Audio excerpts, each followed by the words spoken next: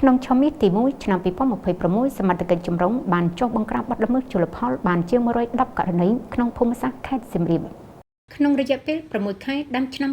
2026ក្រុមការងារជំនាញបានសហការគ្នាយ៉ាងសកម្មជាមួយកងកម្លាំងប្រដាប់អាវុធនិងអាជ្ញាធរពាក់ព័ន្ធបានចុះទប់ស្កាត់និងបង្ក្រាបបទល្មើសជលផលចំនួន17ប្រភេទក្នុងភូមិសាស្ត្រខេត្តសៀមរាបសរុបបានចំនួន117ករណីដែលចំនួននេះកើនឡើងបើប្រៀបធៀបនឹងរយៈពេលដូចគ្នាកាលពីឆ្នាំ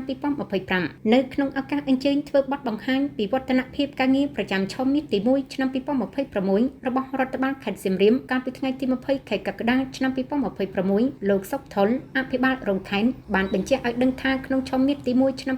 2026កម្លាំងសមត្ថកិច្ចសហការគ្នារវាងកងកម្លាំងយុទ្ធភូមិភាគទី4បញ្ជាការដ្ឋានសឹករងថែនកងពលវរៈសេនាតូចលេខ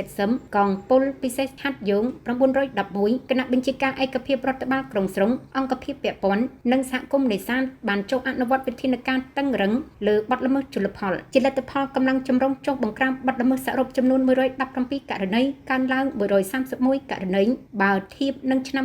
2025ដោយបំផ្លាញចោលវត្ថុតាំងបទល្មើសនៅនឹងកន្លែង96ករណីលោកសុកថុលបានឲ្យដឹងថាក្នុងការចុះបង្ក្រាបនេះសមត្ថកិច្ចជំនាញបានកសាងសំណុំរឿងបញ្ជូនទៅកាន់ស្លាកដំបងខេត្តចំនួន21ករណីហើយជាមួយគ្នានេះសមត្ថកិច្ចបានស្រាវជ្រាវរកអត្តសញ្ញាណជនសង្ស័យចំនួន11នាក់ក្នុងនោះបានបញ្ជូនខ្លួនទៅកាន់តុលាការដើម្បីចាត់ការទៅតាមផ្លូវច្បាប់ចំនួន5នាក់លោកអភិបាលរងខេត្តក៏បានសូមអំពាវនាវដល់បងប្អូនប្រជានេសាទនៅក្នុងមូលដ្ឋាននិងសហគមន៍នេសាទទាំងអង្គឲ្យចូលរួមសហការឲ្យបានផុសផុលបង្កើនការយល់ដឹងនិងជួយផ្ដល់ព័ត៌មានដល់សមត្ថកិច្ចនៅពេលជួបប្រទះសកម្មភាពនេសាទខុសច្បាប់ក្នុងតំបន់របស់ខ្លួននៅក្នុងនោះផងដែរក៏សូមឲ្យប្រជានេសាទត្រូវបញ្ចប់ការប្រើប្រាស់ឧបករណ៍នេសាទខុសច្បាប់ទាំង17ប្រភេទដែលបំផ្លាញពូជត្រីវិនិច្ឆ័យហិនហោចលោកថាងការចូលរួមយ៉ាងសកម្មពីសំណាក់ប្រជានេសាទផ្ទាល់គឺមានប្រសិទ្ធភាពបំផុតក្នុងការទប់ស្កាត់ប្រភពនៃបទល្មើសនិងធានាថាធនធានជលផលអាចគង់វង្សសម្រាប់កូនចៅជំនាន់ក្រោយ